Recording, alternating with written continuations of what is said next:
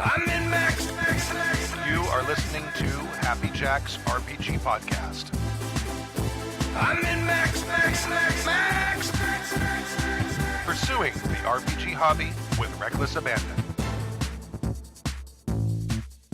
Why, hello, and welcome to Season 28, Episode 14 of Happy Jacks RPG Podcast.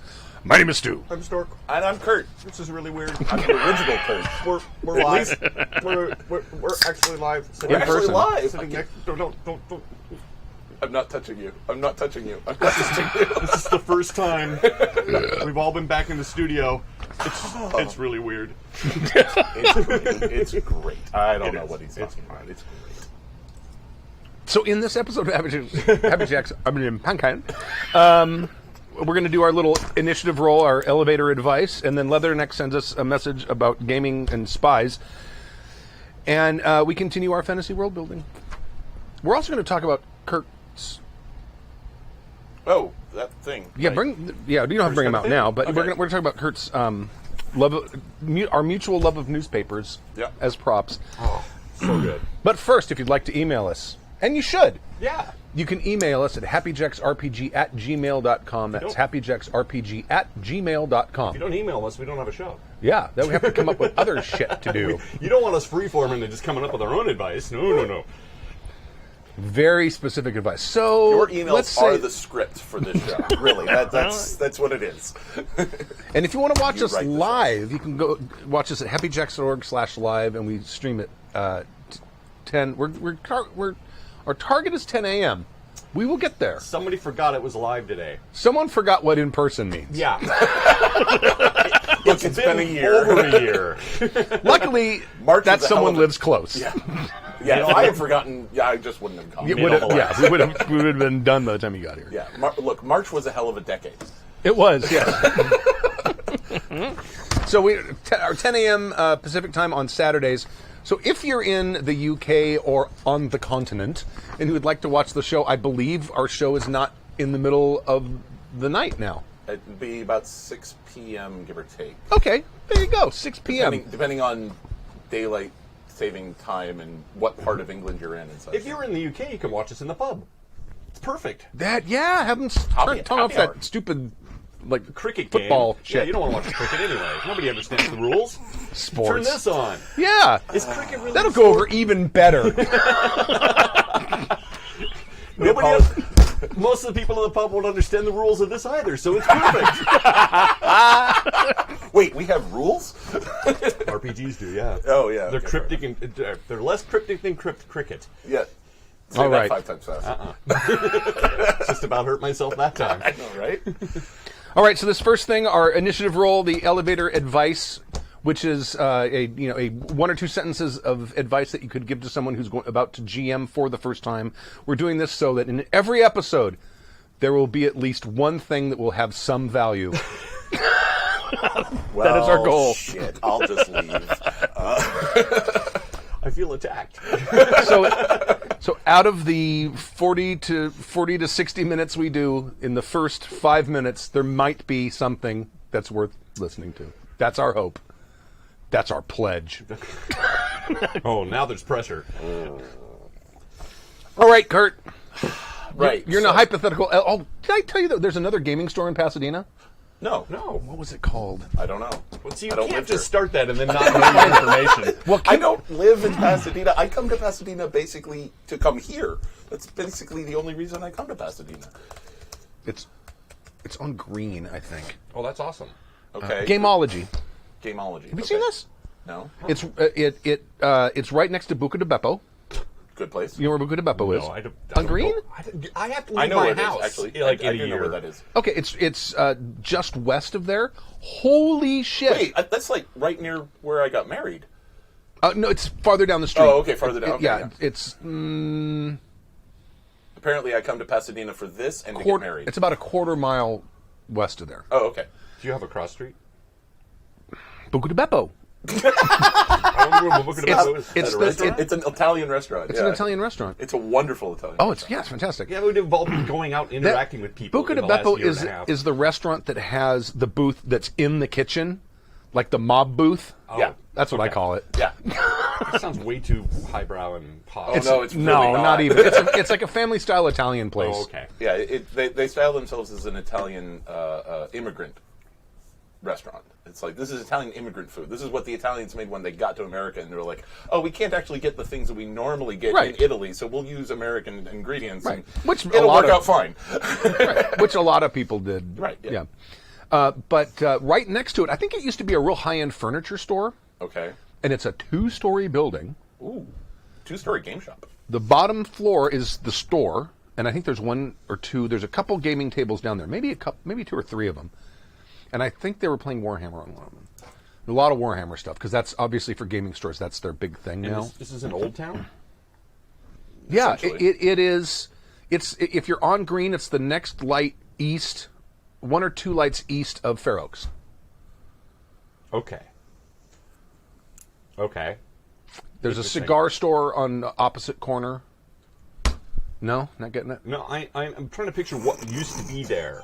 I think it was. I think it was a. There's like a Gelson's across the street. No, Gelson's way down the other direction. This is great for everyone. I know. who doesn't But live in anyway, Pasadena the or only anywhere reason I near. bring this up is they have a whole second floor that's nothing but gaming tables. That's cool. Big, nice gaming tables. And I was looking at this place, and I'm like, how the hell are they affording rent here? Because that's a high-end rent area, Yeah, it is. high rent area. So it'd be interesting to see how long it's there. Anyway, sorry. I mean, as long as we're pushing, we're advertising for game stores As we always that should. don't pay us. As we always should. May I? Of course. Okay, so in Santa Clara, up in the Bay Area, Mm-hmm. Elusive Comics and Isle of Gamers have just re-merged into Elusive Comics and Games. They are on Stevens Creek Boulevard there in Santa Clara, and they are fantastic. They're a great comic shop. They're a great games shop. They've just built out this huge new space that's going to have. They're still building it, Right. but it's open. They'll have open gaming tables. They have wonderful displays. All your comics that you want. They'll mail your comics to you if you're not in the area, because my wife was getting comics mailed from them for quite some time. Oh, cool. I know Tyler King is a big fan Oh, yeah. of them as well. So yeah. Tyler, who used to be on the show, Right, exactly. fairly that guy. regularly. Well, I mean, Tyler's a big anything, so but he is a big fan. Yes. But Okay. yeah, and if you go and say hi to Anna or Mark, who are the owners, There you go. tell them Happy Jack sent you. We love local gaming stores. Yes. You won't get a discount, but tell them we sent you. Yes, exactly. Yeah. Or maybe you will. Who knows? Who knows? That's true. All right. So you're in the giant gaming complex. And a new recruit is coming down from the gamer lodges down to where the games are. Because I don't want to say it's a convention, because convention games are different. Yes. You're in the elevator, brand new GM. I'm about to GM for the first time. Can you give me some advice? Kurt, go. My advice is run a system and a setting that you want to run. Mm-hmm. I mean, don't just, it would be cool if somebody ran this game. I think my friends would like it. I'll run it because they want this kind of thing. No. Run a game setting and a system that you enjoy, because your enthusiasm will be infectious. I have played games where the GM didn't really enjoy it. Didn't really enjoy that setting. And maybe didn't even fully understand it. Probably didn't fully understand it, and it was a dead table. Right. But your enthusiasm will be infectious to your players. So And run chances- what you want to run. Chances are, if you run a game you want to run, you understand it thoroughly. Yes. Which is helpful for everybody because it makes the game go by fast. Well, you've probably played it maybe multiple times and enjoyed yourself, so Yes. you have at least some experience with the system already. Yes. Yep. That's a point that has not been brought up, and it's very interesting because GM enthusiasm is one of those things that we talk about sort of on the sidelines, but never directly. It's important. Yes, Because- the GM is also a player. In the sense that this is a game, it's supposed to be fun. Right. The GM is also a player, and the GM should also be having fun. He's the player with the most amount of work Yes, he has to do. And so Which means it really should be fun. It can be a thankless job sometimes. And so leading off that point, which is if you can find a game that you are enthusiastic about, it helps you maintain your enthusiasm through the slog of the busy work that is GMing. Because a lot of GMing is a lot of sort of bookkeeping, taking notes, and sheer moments of panic. Sure. And don't forget your winged trousers, because you will be flying by the seat of your pants a lot. Right. But I think the idea that, especially if you're GMing for the first time, I think absolutely you want it to be something that you are already enthusiastic about. You don't want something that you might be enthusiastic about if the players are enjoying themselves. That's why the next game I'm going to be running is GURPS. Yeah. So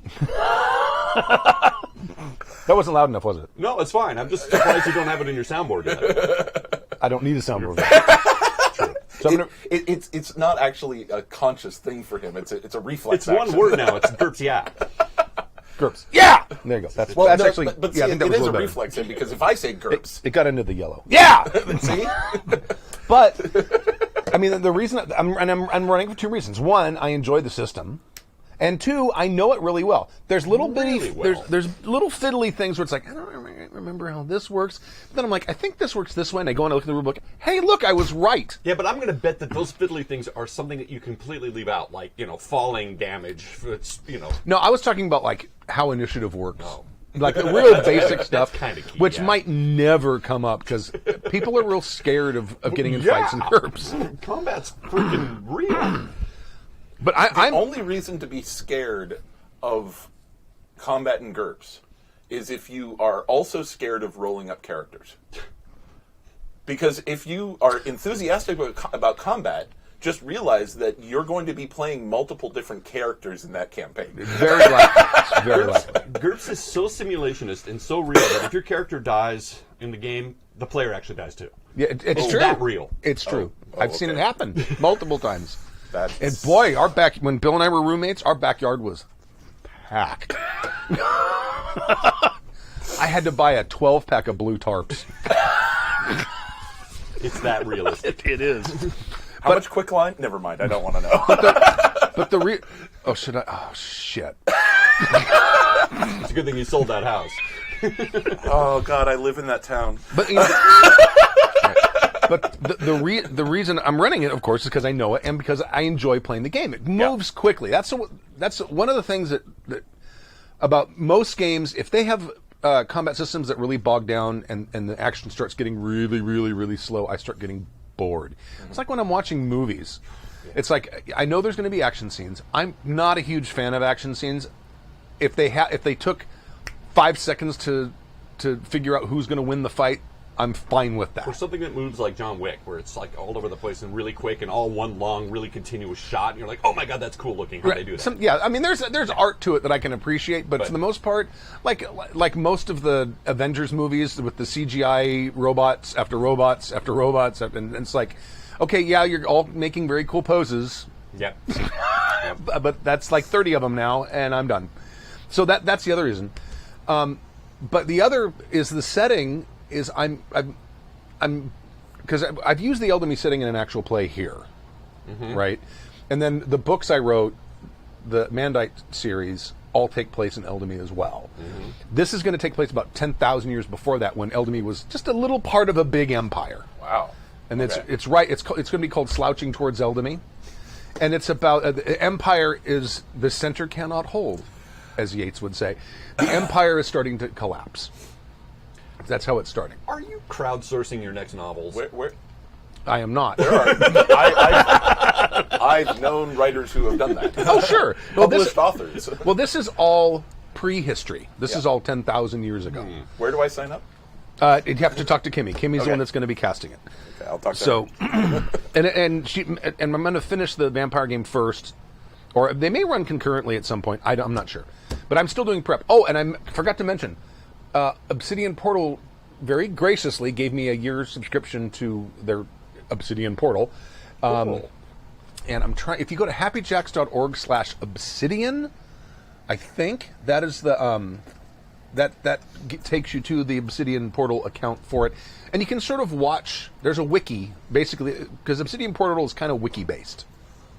Did it come up? Slouching toward Eldamy. There you go. That's what it says. And it's kind of wiki-based. So basically, you build these pages, and you have hot links between them. So right now, I'm sort of creating the different locations, because this is an empire, all fairly well explored.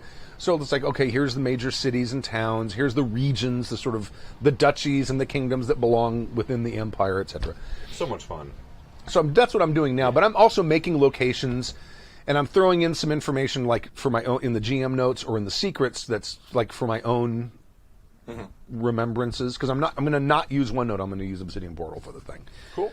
So they were gracious enough to give you a subscription. You might as well use their product. Exactly. And I was just about to start doing the world building for it anyway, and it's like, oh, I will just close OneNote. I'll do it in here for now and try this. And they've done a lot of improvements since last time I was in there. Cool. Way easier to like link pages together and stuff like that. So. Cool.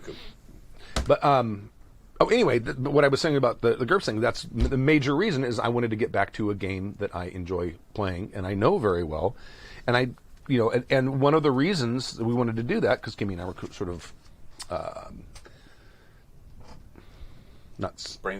brainstorming about what to kind of kickstart everything back into gear once we go back live, and I thought I talk about GURPS a lot, and I've never run.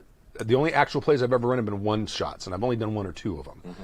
So I'll do an actual campaign of the thing. So, excellent. And they also just picked up Cortex Prime, which I've been looking at too. So Cortex Prime is a fascinating system. Yeah. I played in a game that Jib ran at a convention. I think my mind is. I think that was back when it was in beta still. Wasn't Yeah, it was. Yeah. It was. But just the idea of assembling your dice pool out of different types of dice. Mm-hmm. It just based on what's pertinent to that scene, right? And how you're approaching the issue. It's like, well, the way I'm doing it is not necessarily the most mechanically advantageous way to do it, but it's the way to do it for the scene. So I get this die, and right. And it's it's a fascinating idea. Yeah. I just got the book. It just showed up last week, so I had been kind of paging through it. So, all right. Our email is from Leatherneck. I will read it this time. Sure. I have a couple of short stories about kids spying on gaming night. I've been married for 32 years, humble brag, and I've been married for more than 20 years, if you count all of the marriages together. You're not bragging. You're actually just looking for sympathy. That's one of the warm-up jokes I'm going to tell at fair if we ever have a fair again. Oh yeah.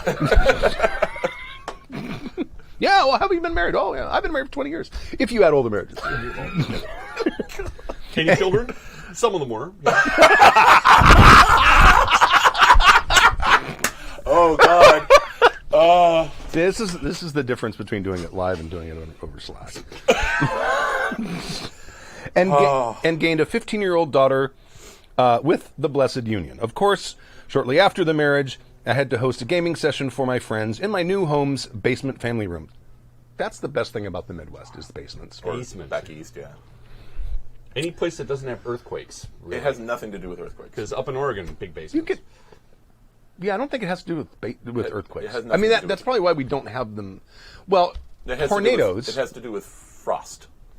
It has to do with freezing winters. Really? Yes. This is not a conversation. Okay, all right. Now. But I mean, also places that have tornadoes tend to have. Yeah, that we don't get tornadoes here. It's more go to the basement because there's a tornado, not build a basement because there are tornadoes.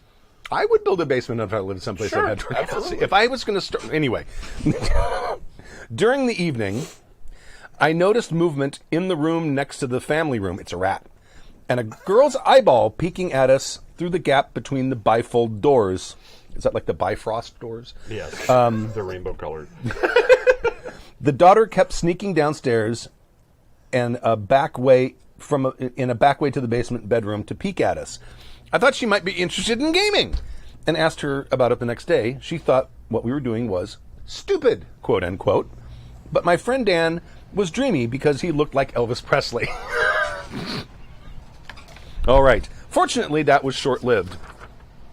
The second story of a child is Dan's, who was the Elvis Presley impersonator. Okay. Right. Thank you very much. I'll need a bottle of sand. Oh, thank you very much. Hey, did he do weddings, and did he do yours? He had a closed-off basement room for gaming. Again, on the basement. Large table and comfortable chairs. He had married a few years before and gained 2 sons. The oldest was about 10 or 11. The boy was curious about what we were doing. However, his father wanted an adult night and sent him to play in another room. Forgetting what it was like to be that young and wanting to hang out with the adults, we forgot about him, and he kept on trying to take out the big bad. Within a round of AD&D combat, I heard a crunching sound on the wall behind me. A 1-inch spade drill bit slowly grinded its way through the wall paneling between a fellow gamer and I. The bit completed the hole, withdrew, and was replaced with an eyeball. The two of us on that side of the table shared a smile and didn't say anything. The mysterious eyeball would reappear every so often during the game. You Happy Jackers often talk about gaming with children. Sometimes the fun is their participation when they aren't at the table. P.S. Later we found out the boy had used a vintage hand crank drill. I have my grandfather's. Like a bitten brace. Yeah. I have one of Lean on those it up, with your up in shoulder. my Oh my attic. god, the pain in the ass to use. A lot of control. Yeah, but Sometimes too much. don't try to drill through maple with it. Oh, Jesus. Or just pack a lunch. You're going to be there a while. Vintage hand crank drill, believing we wouldn't notice if he went slow enough. And he might have been right. Yeah. Dan now looks more like a fat Elvis, but at least he has some Elvis looks on his side. My kids won't. They won't look like Elvis. No, they. How often do they sneak in here to watch what's happening? Has anyone ever seen them do? I mean, they'll come in here to like, Zachary, my arm was like this, and then you get those things. Mostly they come in when they want your credit card. That when they're Or hungry. food, yeah, just in general. Well, credit card, yeah. But yeah. Although 2 weeks ago they like, let's play D&D. It was a Saturday. I'm like, okay. I'm like, do you guys want to play actual D&D, or can we play like an OSR clone, which will take 1/10 of the time to make the characters, and it's like Right. systematically pretty much the same game. And they're like, oh, we haven't played D&D. Okay, books, character sheets. 45 minutes later, characters are done. They're tired. Yeah. Right? Just like fine. any gaming group, it's the same thing. It's like, oh, we're done with character gen. I'm done. So what I did is I found a website that has like pre-gen characters Oh, cool. for 5th edition. I just did a Google search, and this guy made a website where you put in what class you want and what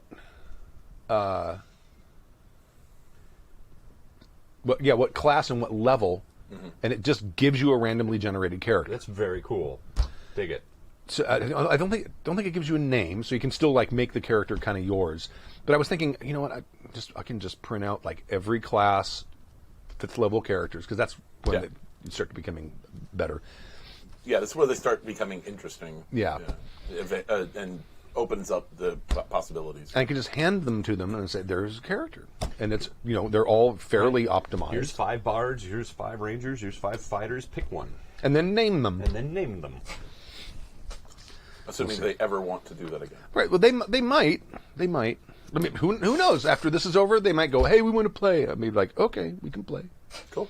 I'm down. So, what about your kids in gaming? I never really. I think I gamed for my oldest one once. I think I ran a little adventure for her and her friend once, and then And she's been on the cast. right. But Right. later on, she just decided that she was into gaming. She did it in college.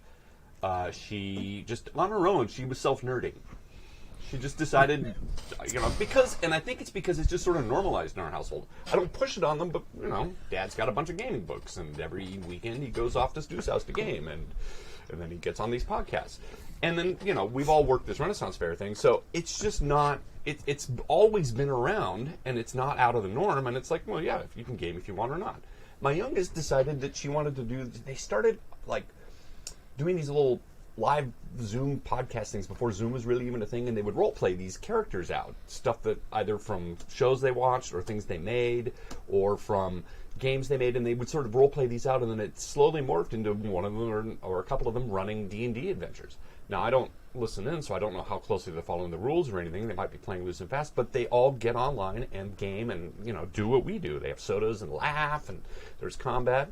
And my youngest has been co-GMing with another friend of hers for her friends on Zoom. So they've self-nerded, but I've never actually sat in to see exactly what they're doing. And my oldest she's now 25. Yeah, 25, so she's not really a kid anymore. And games regularly, has hung out with us, has you've heard her on the cast now and again. Yeah, she's cool. But when she was in college, she had a gaming group up there and was really upset, really hated it. Recently, she's been gaming with a bunch of... But she persevered.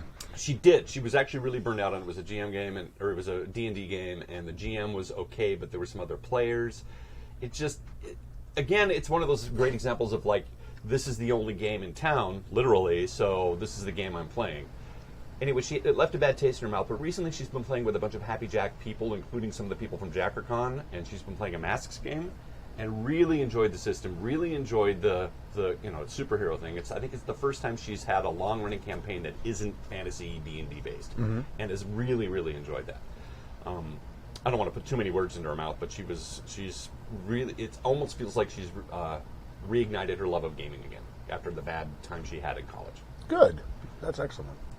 So, yeah, but I don't, I never sat my kids down and said, you guys will learn to no child of mine is not going to know how to run a game. It's just been there, and they just did it. And now, again, I've never really run a game in my house. I think I ran one, maybe two, when I was prepping for a con. Dave and I got together, and we pre-ran a game just to see how long I would run and see if the wheels came off and see where the holes were, so that, because when you're at a con, you really got to streamline the game. You can't just, well, I hope it works. I hope it works out to 4 hours. That's unfortunately how I usually run them. Well, usually you got, in your back pocket, you got something to lengthen it or to shorten it. Well, yes. And you usually end up using both. Yes. Or you go to the bathroom and come up with it again. But yes. I mean, and especially if it's a system I think we were doing Tales from the Floating Vagabond, and we weren't, it's a simple system, fun game. But we weren't entirely sure how it would work because it was a really quirky. So anyway, we had to run. That's my point. So they watched that sort of happening, and there you go. All right. I got a message here that I totally forgot to put in the thing, which I should have. This is from Kurt. What? There's so many. Not Kurts. different Kurt. It's Kurt with a C. So many. Well, okay, he spells it wrong, but okay. Ahoy crew, now hear this. Captain Curtis Jackson up in Homer, Alaska, here to offer a... Oh, sorry. He does not spell it wrong because his name is Curtis. But This is actually one of the people that my daughter's been playing with. oh, Thank you, Leatherneck, for the email. thank you, Leather. All right. A brief missive, which is not spelled correctly, on the status of JackerCon 2021. An update shout-out on my gaming with this beautiful community, a question for the crew, and finally, a gaming horror story. JackerCon 2021, that's just how the story goes. Oh, I see what you did there. Celebrating the Grand Stubba's ignominiousness on his... Well, you capitalize H in his. Jesus. On his! I'm sure he was doing it on a boat, on a phone. Which is why he misspelled missive. If it's the Kurt that I'm thinking it is, then yeah, he was like on a rocking boat out in the middle of the North Sea, sending something as an update. Diving in with a dagger between his teeth, Cut the man collecting some slack, dude. crab. Yeah. The deadliest catch. The deadliest catch. On his birthday week, and the glory of the community he hath created. Oh boy. This will be organized over Discord. The dates are July 16, 17, and 18. That's next week. Isn't that 2 weeks? It is next week. It is next week, yeah. Please find a game to be a player in if you are planning on running a game. Players are always in short supply. That's what happens when you create a show to grow the number of GMs in the hobby. And if you're usually GM, if you can get an opportunity to play under a GM you haven't played with before, you always end up getting a little nugget of how someone does something differently. Maybe it's a thing you'll never do. Yeah, maybe it's you learn what not to do. But very often it's like, that was interesting. That's not the way I do things, and it end up working out well. I mean, It is. It's a total eye-opener, and it will revolutionize the way you run a game. Yeah. Even one game with somebody else. It's just, you're outside your bubble all of a sudden. You're like, oh my God, there's a whole other way to solve that problem. Updates on the Facebook community, Discord, and Twitter. It is a, let's see, look forward to gaming with you all.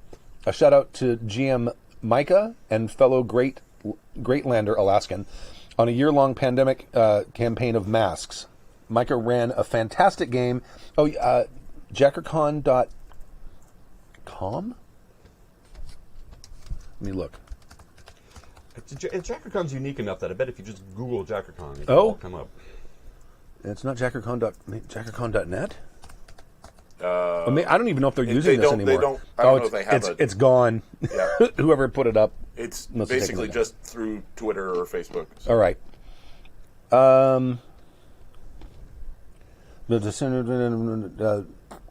Mike ran a fantastic campaign and managed to wrangle high-profile jackers into the game. It was a real joy to get to game with the likes of Adam, Joey, Jason, Jim, and Emily of the Stork Clan, that we were just talking about. Yep. Beautiful testament to this incredible decade-plus-old community of Happy Jacks. The great 21st century plague has brought in all of its darkness, a real embarrassment in the sheer number of games for me. In the past, I've played several D&D campaigns, Tales from the Loop, Masks, Savage Worlds, Pathfinder, Traveler, Alien, and I haven't had a similar level of gaming happen since my college years. A question for those on the show. What is your current favorite campaign you either run or played in? What made it your favorite? And then we'll go back to that. And then finally, a gaming horror story. I call it Call of Cthulhu, a LARP of sanity loss. It was the aforementioned college years. And I had been wanting to play Call of Cthulhu, but most of my gaming crew were hardcore Gygax cultists. So I went and finally found a game that was run by the archaeology postdoc. We shall call him Dr. Steve. Wait. Call of Cthulhu run by an archegologist.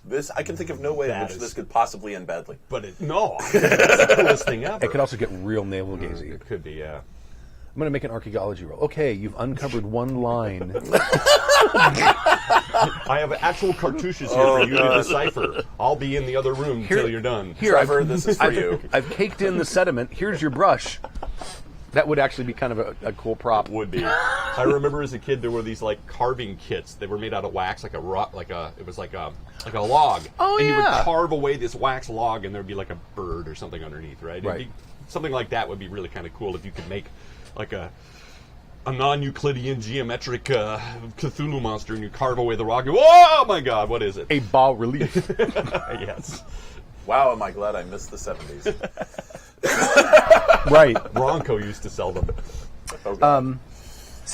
Dr. Steve, see, he says, we'll call him Dr. Steve. Steve? No, you said we'll call him Dr. Steve. Dr. Steve would lurk behind a personally crafted GM shield, upon which he had inscribed dozens of inscrutable rules and random bits of information. Wait till you see my GURPS GM shield. But while he lurked, he would scratch and scratch at his arms. Oh, he's got that. Yeah, okay. I don't know. Having a small town Hoosier, Indiana origin story, I had never been around a heroin addict before, but quickly learned that this is what I had found in Dr. Steve. Oh boy. His characters all had the same lulling drone when they spoke, and the other players at the table would nod and speak in a similar drone while Dr. Steve scratched. Being my first Call of Cthulhu game, I had created an Indiana Jones ripoff that used dynamite in all of his archaeological digs. My first Call of Cthulhu was an Indiana Jones ripoff as well. I think our first one, everybody was archaeologists that had some sort of gimmick, a whip, a gun, frisbees. I actually know an archaeologist who at one point went by the name Indiana Bones. Because those movies, First of all, Raiders, one of the greatest movies ever Yes, made. absolutely. Made archaeology cool. Yes. And now all of a sudden, every nerdy archaeologist, because let's face it, they are. Yes. Is now, going to be cool. I'm going to exploit this coolness for as long as I can. Right. Yes. I also am not typically the most subdued person at the table. This annoyed Dr. Steve to no end. Killing his buzz. I guess I don't know if it's called a buzz with smack. I don't know what it's called. Partially or mellow. I guess, is it a mellow? I don't know. I know. Don't you vomit? I've never had taken heroin. Next time I'm chasing the dragon, I'll make sure I take copious notes. This annoyed Dr. Steve to no end. I think my archaeologist made it all of 2 hours in the session before he was eaten by ghouls. The last thing I remember before I was running for the door was GM Dr. Steve scratching scabs off his arms and eating them. Oh, the days before the X card. This guy actually turns into like an actual Call of Cthulhu character himself. He's got scabby heroin arms and it's like something trying to claw its way out of him. I mean, this is like a LARP. This was no Call of Cthulhu actual game. Roll D10 sanity loss. I think I rolled a 10 that night. You're welcome. Yeah, that's crazy. JackerCon 2021. See you on the Discords. P.S. Scabs being eaten at the gaming table. Gaming with active drug addicts, that got to be weird to begin with. Yes. I don't know if I've noticed. I've never met. I don't think I know any smack addicts or have known any smack addicts. We might have. I We don't- might I don't have know. gamed Smack? I don't know any active ones. Well, that's not smack. No, that's true. It's speed. Yeah, meth. Sure. I've met plenty of people. I work in the transportation industry. Shout out to the new Paladins, Halcyon City Mightiest Heroes. Halcyon City's Mightiest Heroes. Oh, that's the game. That's right. So anyway, JackerCon next weekend. Sign up. Sign up. We're all used to gaming remotely. This will be basically the same thing now. Exactly. But this has 10 years of inertia behind it too, momentum, I should say, and that boggles my mind. Yes. It might be an understatement to call it inertia. Momentum. Momentum. Maybe. They're essentially the same thing. All right. Thank you, Kurt, Yeah. and thank you for organizing that. Yes. All right. The world building deal. All right. Let me find. I can actually, since I have mine written down, I can just Go for it. copy paste it to you. If Go you ahead and want. start. Or just email it to me, and I'll just add it in. Share the document. How big is it? Oh, that's not big. Okay, you're good. 1.5 paragraphs. All right, Kurt, go. All right. At a triple border of 3 nations, within a great plain, lies a region where life is different. The 3 nations bordering this feature refer to it by different names. The Cauldron, Kessel, Kazan. While the surrounding area is rich and fertile, the Cauldron supports unique and distinct life in fantastic variety, superlative capacity. Depending on which nation you ask, there are 3 different myths about this place. All agree that it was once a perfect circle, but that it has changed over time. One myth asserts that this region is the font of all life, whence new life comes and from which life spread across the world. A second believes Kazan to be a gateway to the underworld, to hell itself. The third professes that Kessel will one day grow to a massive mountain, and an ancient entity shall return to sleep beneath it. Regardless of the story, the 3 nations at this triple point both do and do not claim it as their own, each patrolling around the distinct edge within their own borders. That's how you pitch it to your players. Right. The area is a volcanic caldera that was once a massive mountain that exploded. It seeded the entire region with rich ash and soil, while the caldera itself was filled with mud and ash that supports unique life not found outside its rim. The rim is easily identifiable, but not because it rises high above the plain, only because the transition in life is so jarringly abrupt. Okay. Cool. Excellent. Do email that to us. I'll share the doc with you. Storkus? Mine's sort of a bit more of a general sort of setting thing. In your world, around, let's say, one of the big capital cities, let's say it's the most prosperous city, the New York or the Los Angeles of your world, it's a long-established city with lots of rich history, and they have their infrastructure is fantastic. They have paved highways. Every 12 miles or so, which is about the distance a person can walk, or by horseback, there is little way stations where you can stay and camp. There's water, there's wood. The rule is that if you stay at a way station, you pack up and restock. And there's also, because it's bordered by some some necessarily not so civilized lands, there are border patrols that include usually a mage of some sort that travel around, and they patrol these main highways and roads. Now, the further you get away from the capital, the less maintained they are, but they're still there, and you'll run into more sort of wilding patrols. And it's not just your typical patrol of fighters. Like I say, there is usually a magic user of some sort. Ranger, bard, could be a full-on sorcerer, could be a magic that travels with some other people as well. So if your players were to encounter them, they're not just going to be muscle-headed, sword-wielding idiots. They're actually trained patrols. Which then begs the question, where do these patrols where are they housed? How are they trained? How are they hired? Your players could actually work. How are they funded? How are they funded? Your players could actually work for this big city that then employs you to patrol the borders. So it's kind of a general sort of, you've got a very organized, very old city-state that has got great infrastructure and great organization and great wealth. Mm-hmm. Now, you as a GM can fill that in as you want, how do they get their wealth, how do they, and maybe perhaps later on I'll build on that. Okay. All right. Mine is a place called the Dragon Spy Valley. And this is a very, very large valley surrounded by mountain ranges. But, I mean, wide where, like, at one end you really can't see the other. Probably 100 miles, maybe more. Big, vast area.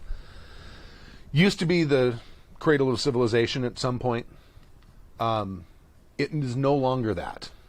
People who come up to the sort of the rim's edge of this, from whichever side they come at, can see that it's overgrown, lush. Clearly, at one point it was very lush farmlands. You can even spy if you get a spyglass out. You can see ruins of cities and villages and things like that. And it is the only place on the planet where you can see dragons. What kind of is this, like a tropical jungle? Is this like a? It is probably at this point getting back toward a tropical. It probably at some point it was more like a grasslands. Okay. I'm getting a very Angkor vibe. I don't Angkor. Angkor Wat from Thailand. Reclaimed by the jungle. Yeah. Oh, okay. All right. Giant trees growing out. Yeah, I mean, it started out as like a. It probably was civilization at one point. Okay. Which Angkor was. Yeah. Okay, and then it basically, that nature sort of reclaimed it. Nature may have also reclaimed it because there are at least 2 dragons living in this vast valley area. Because there are ruins, people often like to go to them to see if they can get stuff, and often they do, but some of them don't come back out. Mm-hmm. The other strange thing is that in all of recorded history, because no one really remembers what civilization this was, in recorded history, people have been able to see these dragons there, but they never leave that valley. And no one knows why. So there's mine. And what's it called? Dragon Spy. Dragon Spy Valley. Nice. I have a question for you. Mm-hmm. It's actually about, what do you call it, Bridgerton, or Mm-hmm. That's for those just tuning in. That's the city that was literally built on this ridiculously wide bridge. I love the idea. I absolutely love the idea. The question I have. This is your civil engineering question. No, it's not. Amazingly enough, it's not. Okay. I have no problem with how the bridge is constructed or the town built on it. I have no problem with that. You've described how sometimes people go down in boats and go under. They used to. They used to. Right. But now they don't come out. Right. So has this effectively put a dam on the river? No, the water still flows. No, I understand that, Yeah. but You're talking about trade. but for commerce, for trade, for traveling downstream or upstream, for that matter, that people Yes. can no longer. You have to Disembark at Bridgerton. Disembark, Walk to the other end of town. portage, and go back downstream of the river. Yes. Okay, all right, interesting. Now, the life in the river, like fish, assuming, can they pass under? Well, there's maybe. There's Maybe. fish on both sides. I mean, no one's like taking a fish and painted an X on it. Sent it in the river. So there's something your players might do. Right. Because it's funny, I've been thinking about Bridgerton, and I could see the water being pristine going into Bridgerton with all sorts of fish and wildlife, and coming out, it's just a foul sewage. Or exactly the opposite. Ooh. Yeah, it could. It could be worse. It could. Imagine it's like the Thames, right? But like 19th, 18th century Thames. Right. But And downstream, like- everybody's shitting into the river. You know, they've all got just open holes into their houses that go Yeah, right into the yeah, river. no. They that's a probably fair do. point. Yeah? Right. Why wouldn't you? Cholera. That's a good reason. it's why they cleaned up the Thames. So yeah, no, I dig both of those, both Bridgerton and Dragon Spy Valley. Those are cool. Yeah, I mean, I the can, Mariposa Grove, I can that totally was keep. cool. I can totally see adventurers going, well, why doesn't anybody go into their town? It's like, sir, all of our toilets open up into a hole down there. Nobody's going to go under the town. Why would you want to go under there? You're just going to get shit on by 1,000 people. Well, they're probably. But I'm shit on by 1,000 people up here. What will be the difference? They're probably Nobody goes there. before the boat started disappearing. There probably was a path or some way that you could navigate around the shitholes. I would imagine. Maybe a gap in the center of the bridge that allowed. Oh, that could be. That allowed Oh, I just commerce like right. I just like the idea of somebody going into the boat and there's like 1,000 points of light, and then it's just raining shit constantly. But there And might. so you have to do like a survival roll maybe to there get was a through map. unscathed. Yeah, but everybody's got houses. Right, but you're not. No, but maybe the toilets are spaced, and maybe there is a route. Maybe you there's can a building take code. to not get shat upon. It's entirely possible. It is, I guess. And there might be. Oh, you gotta watch. You know, Mr. McKennison's house because he bursts, or whatever. Stay away from the tannery district because it's just a constant waterfall of effluent. Oh no! But I do find it very disconcerting that. But downstream, on the downstream side of the city, when the water comes out, does come out pristine. That's very interesting. Why? What's down there and what's eating That's all cleaning of that? All of that, yeah. You adding that to your notes? No, now? I'm adding. I'm putting the thing about the dragons. But see, again, this is kind of the point behind this. Is like we've set up this wonderful little city thing, and then you as a GM can take it and expand upon it and add all this stuff. Because this is that's exactly what this sort of world building sort of exercise is about. Is coming up with these little nuggets, and it's exciting, and then you can take it and run with it. And I think one of the things that I'm trying to do, and I think other people are, is there's a mystery to it. It's a mystery. What is the answer? Right. No. Right. You don't need to actually answer all of those mysteries right now. Your players can come up with ideas. In fact, keeping it open-ended like this allows you as a GM to have more fun in the game. All of a sudden, your players want to go underneath Bridgerton. As a player, why wouldn't you, right? Right. So now you get to make that stuff up as you go, right? It's fun for you because, I don't know, it's fun for me. The world-building part is the most exciting part of running a game. It is. So if you start solving all ding. those problems ahead of time, or if we solve it all ahead of time, you're not going to leave you any room to play around. Right. Don't answer all the questions. No. Yeah. Now, Kurt brought his props because Kurt has also discovered the love for fake newspapers in tabletop RPGs. They're not fake. I made them real. But yes, They exist. no, fake in the fact that they're not actual. Well, they are Yeah. newspapers, but they're. Yeah. You get what I'm saying. I've yet to find but a the good thing newspaper that template. I find interesting about this, which I never thought of doing before, because when I ever have a newspaper in a game, it's always in an industrial or a post-industrial setting, right? Because it's. I mean, Your vampire game No. didn't. You did one for vampire, and we had. That's post-industrial. post-industrial. Oh, all right. I mean, well, not really industrial. I mean, I think about newspapers in terms of when we had them here on Right. Earth, Yeah. and it's like they date back to The 1600s. right, When the printing press came around, yeah. and Well, after, yeah. prior to that, I've never considered having a newspaper. Now, your game is in the Eberron setting. It's in the Eberron setting. Yes, I'm running Dungeons and Dragons. That's 5th okay. edition Eberron. So, and we've had a lot of fun. I started running it essentially the very beginning of the lockdown, and we've been running weekly since then, all remote. It's been the highlight of our week for the last year and Right. several months. So, but yeah, so I took a tip from Stu, having used his journalism degree for something. Right. And I was like, oh, this is a really great idea, because what I realized is it's block text that I don't have to read to the players. They can read it themselves. They can read it themselves. People here for you. People? Yeah, up front. Are they wearing dark suits and sunglasses? No, they're like renters or something. Uniforms? Okay. Well, continue on. Yeah, I will. sure. I will go see who was at my door. So, but yeah, I mean, my players are perfectly capable of reading for themselves. So, I just put the block text into newspaper format, because the Eberron setting actually, I've looked at the 3rd edition Eberron book. It's not organized this way, but the 5th edition Eberron book actually has sidebars in the book I remember those. that are formatted as newspaper articles. Right. Or at least like a blurb, an anecdotal.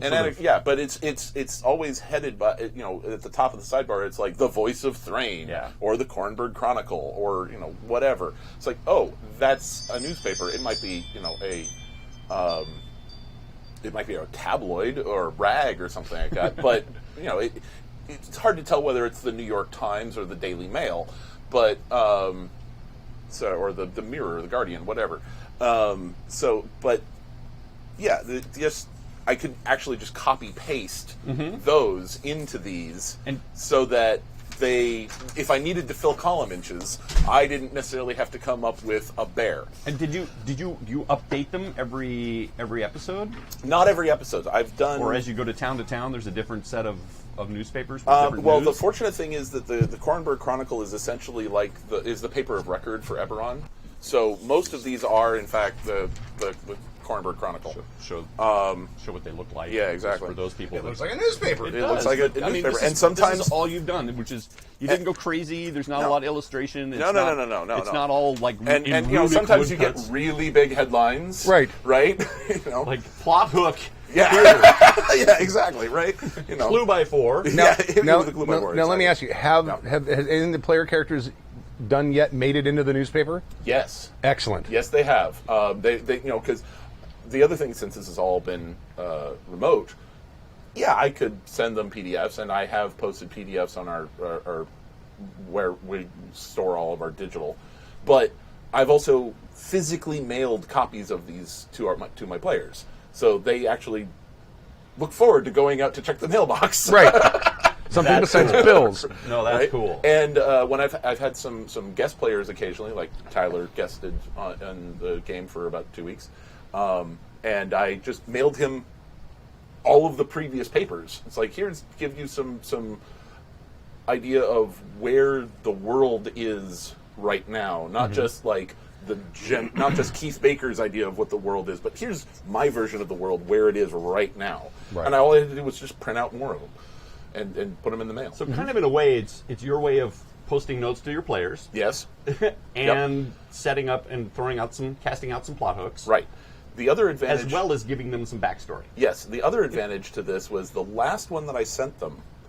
When I mailed it out, it was they were staying in a tavern or inn, and they were sort of like on the front doormat of their rooms when they woke up in the morning. There's the Chronicle for me to read, and the rogue, who is essentially a spy, I mean, like, he's an inquisitive, which is essentially a spy rogue. He picks up the paper, and there's I've written in red ink on the paper from his organization, from his guild, essentially. Oh, cool. So that his version is different from everybody else's. Like, there's like circles on the newspaper of like, I would avoid this if I were you. If you know what's good for you. Exactly. It's like, this is particularly suspect according to our sources. You know? Right. It's like, That's you, cool. you've just gotten information from MI6 kind of thing.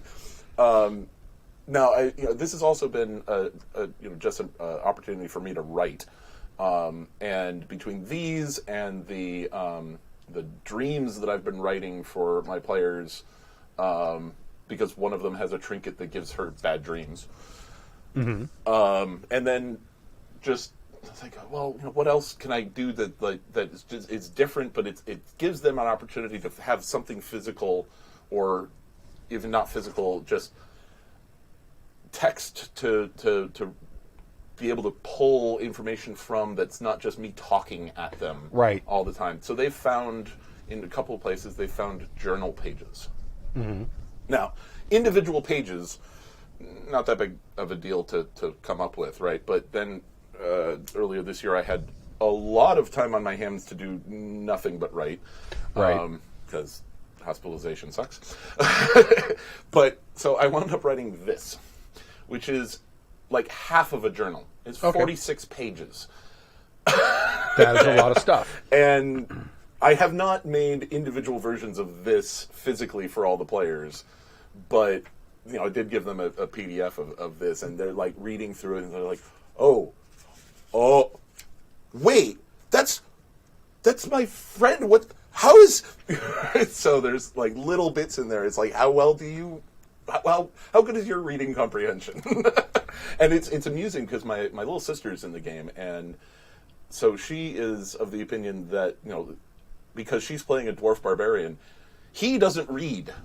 Right. She read them all. Right. He can read, but he only doesn't. reads in Dwarvish. He doesn't know Common. Yeah. No, he knows Common. okay. He can read. It's just that he doesn't. All right.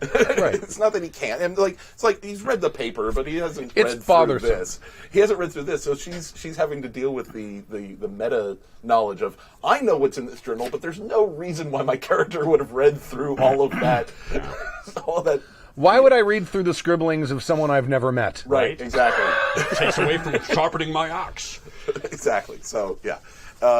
It's been a lot of fun. I love little journal things, right? Yeah. And in fact, I did a freak show game where there was a journal, and in fact, I think I gave it to you, and there was a little substitution. Code Yes, in there. substitution cipher. Yeah, which was a lot of fun, and those things can be kind of fun.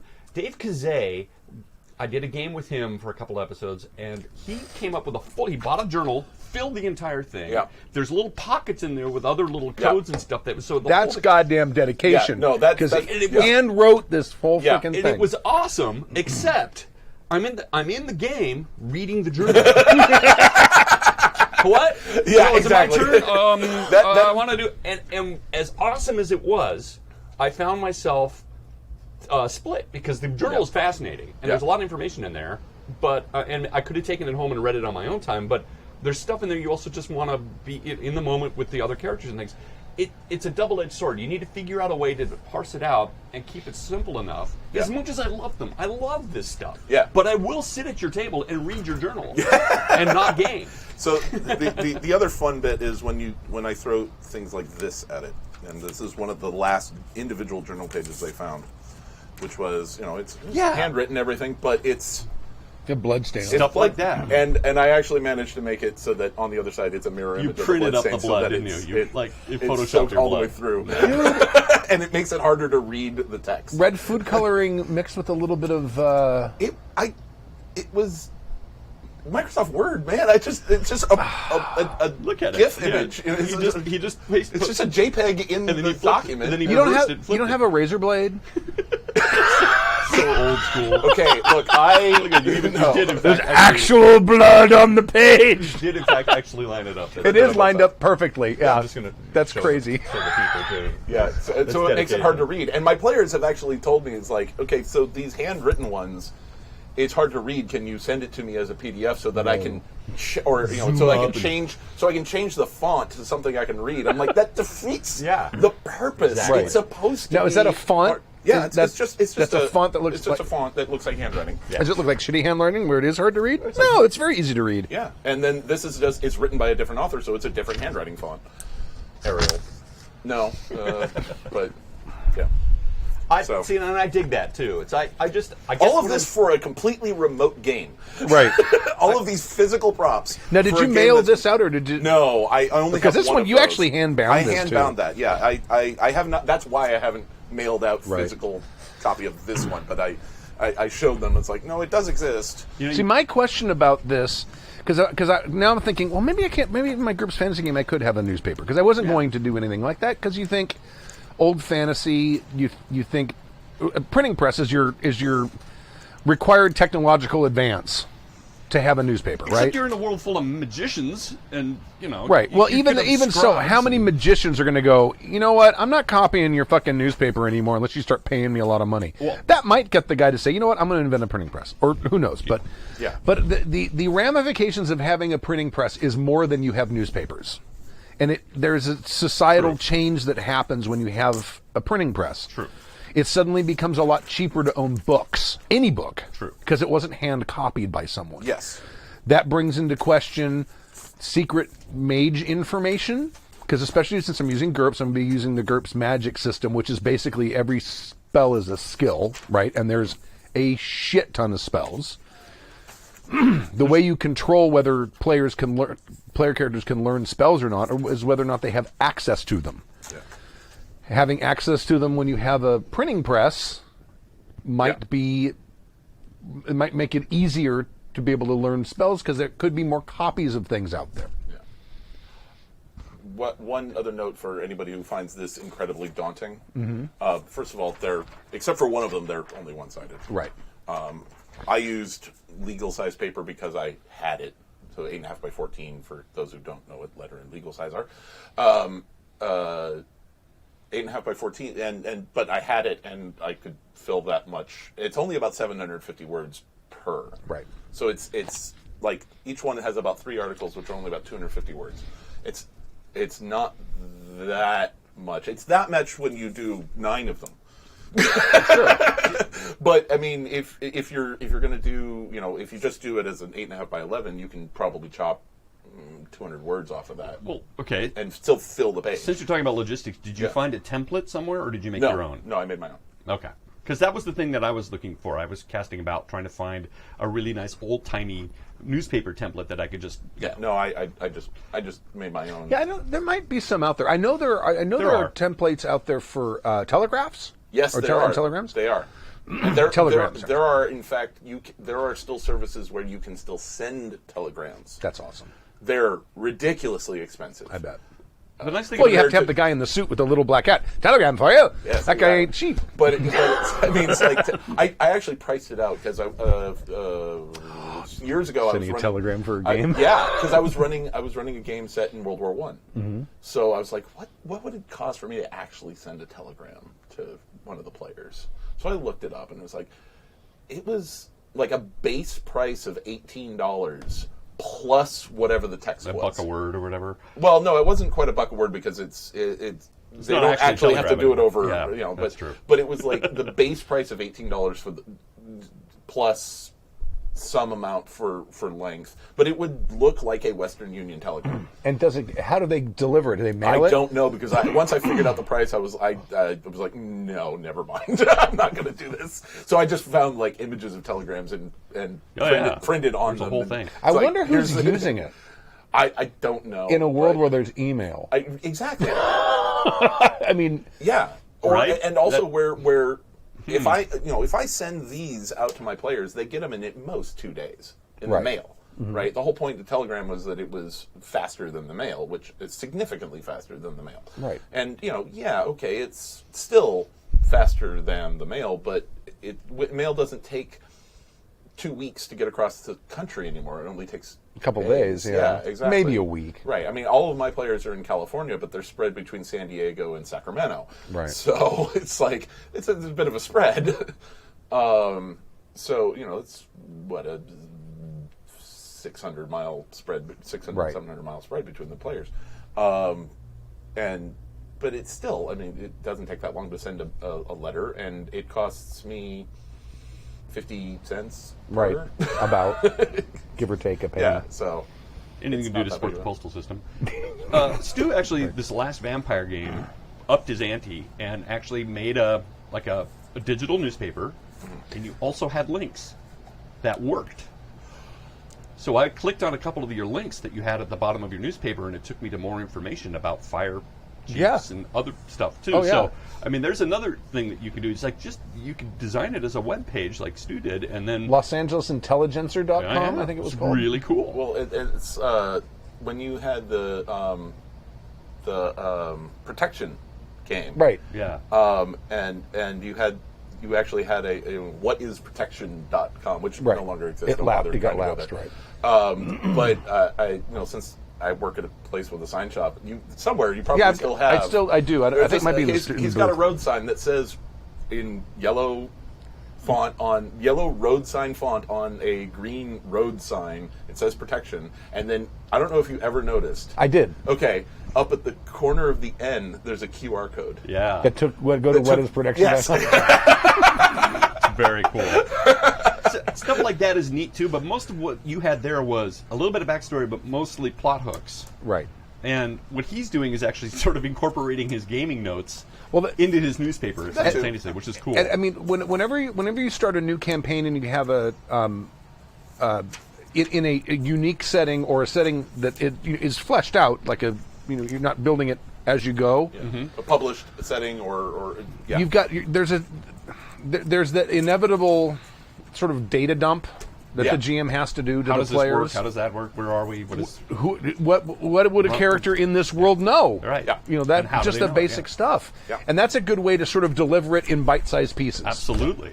So Absolutely. I do like that as an And it as an gives the idea. players, you give them all the same info. It gives the players who care to read and care about that stuff that chapters will do it, and those that don't have to. Right. But they have it there. It also, I find it really handy when you've given us newspapers and information as a physical copy to refer back to. Because after 3 episodes, you forget, and then you remember, oh my God, that's right, we have this newspaper. And you remember, like, oh yeah, there's this plot hook that we totally forgot about that's now documented and written down for us. And that's another thing that yours seems like it will do, which is help the players keep track of their progress. They have quite literally done exactly that. Where it's like, Quite handy. wait, hold on, reach into my pack, but actually reach into a cupboard near their Yeah. desk or whatever. It's like, wait, hold on. I was like, they're like flipping through the newspapers. It's like, Isn't that something? oh my God, it's right here! It's like, yeah, that was like a month and a half ago. That's funny. Like in game time, it was a month and a half ago. I In don't real time, remember- it was like 4 months I ago. don't remember what I did a month and a half ago in my real life. Do you remember what you had for happened in breakfast? the game? I'm gonna have breakfast. Oh, okay. Well, that's a cheap way to answer. I never said I'm a cheap date. I'm easy and I'm cheap. All right. I'm reasonably priced. Let's end this shit. Okay. Yes. Where's my thing? Oh, there it is. Hi. You Wrong always hit song. the wrong one.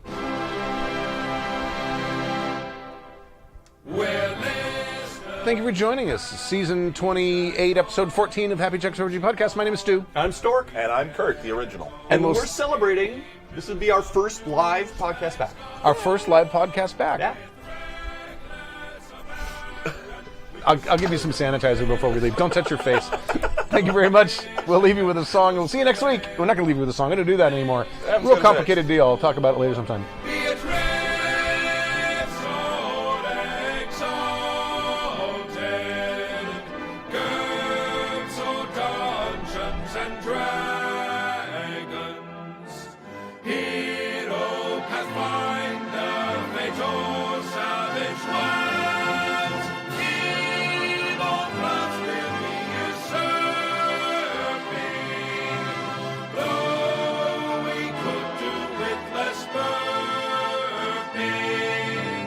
Happy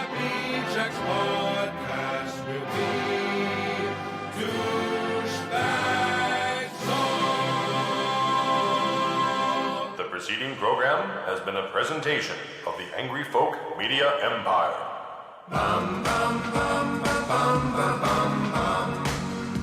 Why problem make when you no problem have you don't want to make?